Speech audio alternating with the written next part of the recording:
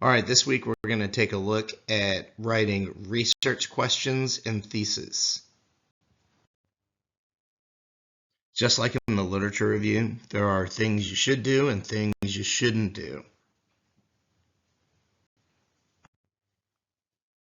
Again, your research question and your thesis should not be a summary of your paper.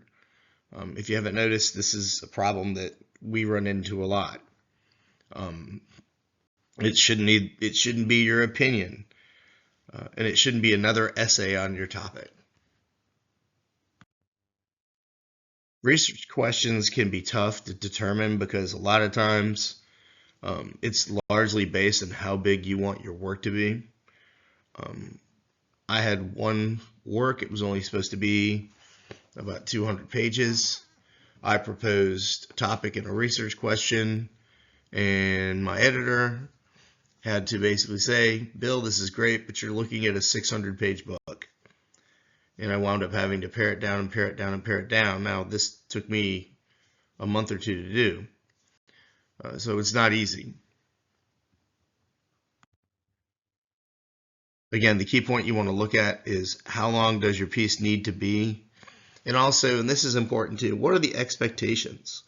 When you are writing anything, you need to make sure that you are fulfilling the obligation or the requirements for the piece, whether it be for your boss, whether it be for an editor, whether it be for publication.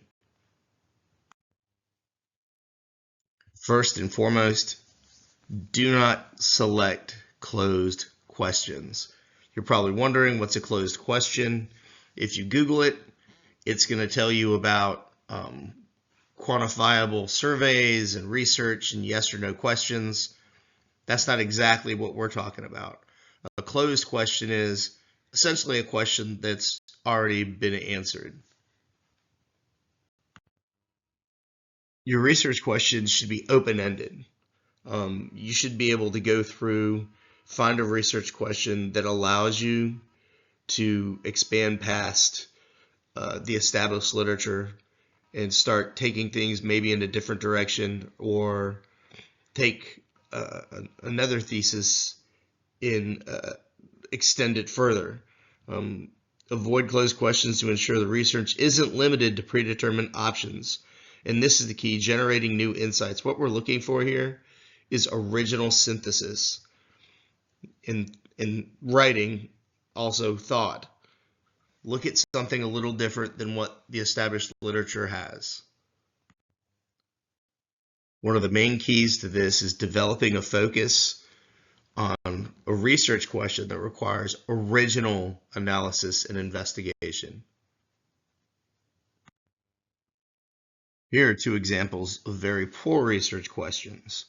What caused the fall of the Roman Empire? And what lapses in U.S. intelligence or policy allowed 9/11 to happen? Now, we know for a fact that both of these two items, these two topics, these two questions have been answered ad nauseum. There are literally thousands of books on both topics. This basically turns into a summary of what's already been done, and that's not what we're looking for. A summary of what already has been written, that's your literature review. And again, these two topics have been done so many times that it's kind of established what happened. There's no debating what happened. It's fact. So this is what you want to avoid. And again, remember your constraints. Make sure the scope of your writing and research is appropriate. If you need to keep it to 20 pages, which is what is standard for a journal article, that's what you shoot for. If you're open-ended, you're working with an editor, that's between you and the editor. Everything has different limits. In classes, your professor is going to kind of give you an idea, sometimes even a very rigid limit on pages and expectations.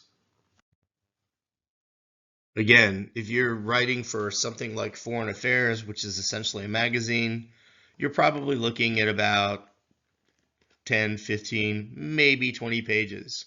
If you're looking for doing some work contributing to something like a book, an encyclopedia, your editor is going to tell you exactly what they anticipate. And if you're looking to write for a teacher, they're going to give you an idea as to how many words they want. So make sure that your research question facilitates that.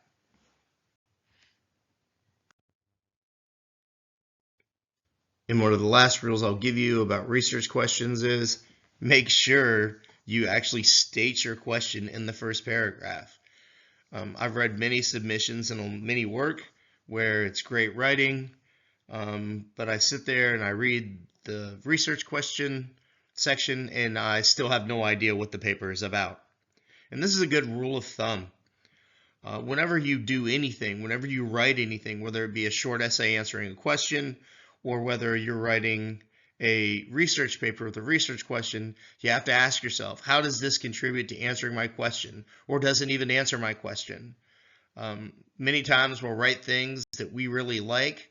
We like perhaps how they sound. It could be good writing. It might even say something that we want to say. You need to stay focused and make sure it's contributing to the research question. Writing your thesis is a little easier.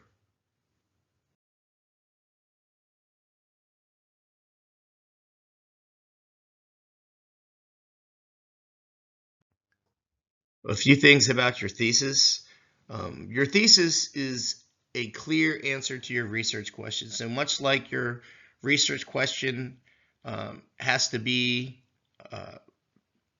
within the scope and size of what your assignment is or what your task is doing, so does your research question. Also, and this is again mechanical, make sure the answer to your research question is at the beginning of the thesis. Nothing worse, once again, than reading through someone's thesis and sitting there and still wondering what it's about. Okay, make it clear that make your thesis clear. And this is something else, and please abide by this. Make sure you use support from your literature review. You can use sources that aren't in your literature review, but only use limited ones. A bulk of the information you're going to use for your thesis needs to be in your literature review. Remember, write these parts of your paper like they're parts of a larger paper. At the end, we're going to go ahead and we're going to combine them in a certain order. And basically, as long as you abide by this one rule, your writing, the actual writing part of your last week should be very minimal. Use headers between your sections, like literature review should have a header, research questions should have a header, and thesis should have a header. And also, as throughout your entire paper, make sure you cite your sources properly.